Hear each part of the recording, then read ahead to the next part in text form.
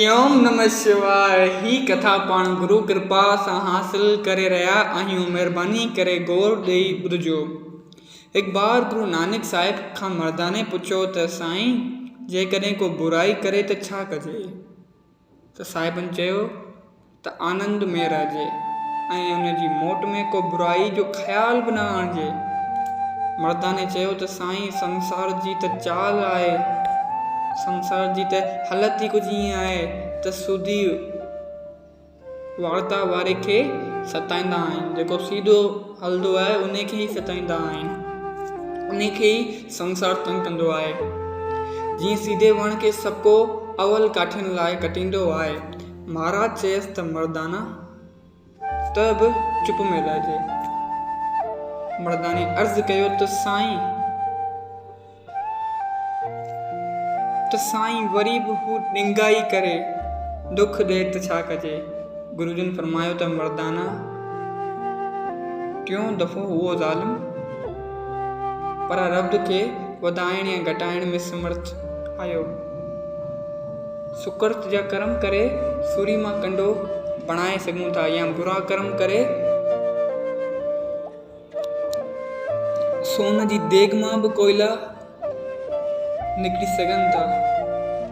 चवंदा आहिनि अगरि पाण नेक कर्म कयूं त जेको कर्म पाण खे किनो थियणो हूंदो सूरी मां कंडो थी वेंदो।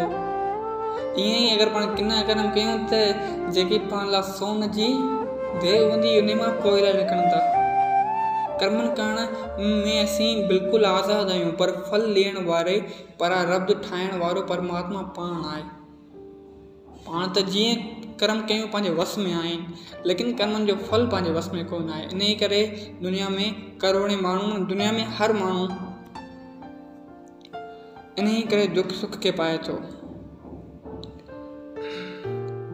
हुन वटि तिर जेतिरी बि पास ख़ातिरी कोन आहे ऐं ना बेइंसाफ़ी।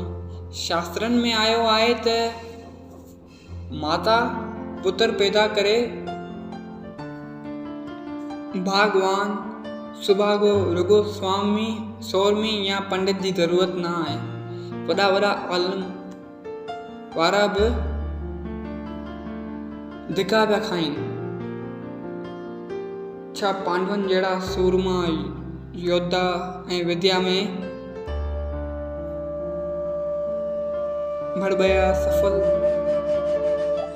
थी नथी सघिया, पर केतिरनि साल लाइ बन जा दुख ॾिसणा पिया।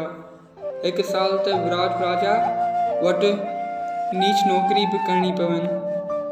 त केरु राजा छॾे 12 साल वन में विहे, पोइ हिकिड़ो साल गुप्त निकारे, उहो बि राजा विराट में जेको राजा जा पुट बसि दासी जी नौकरी कनि, त इहो कुझु संभव। उन्हनि जो विद्या बि घणी हुई, सरस्वती ब्राज़ी हुई, हर को पंहिंजे पंहिंजे फील्ड में मान हो।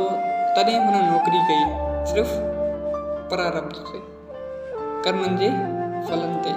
सची आत्मज्ञानी खां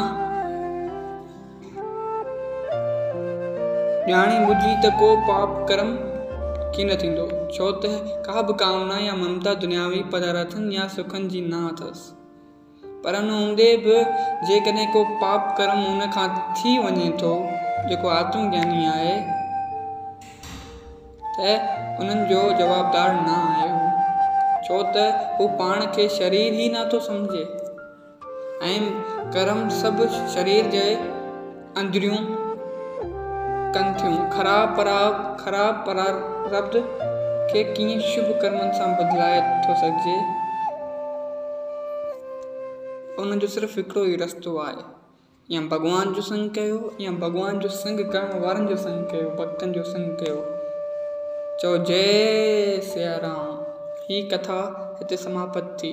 चओ जय सिया राम।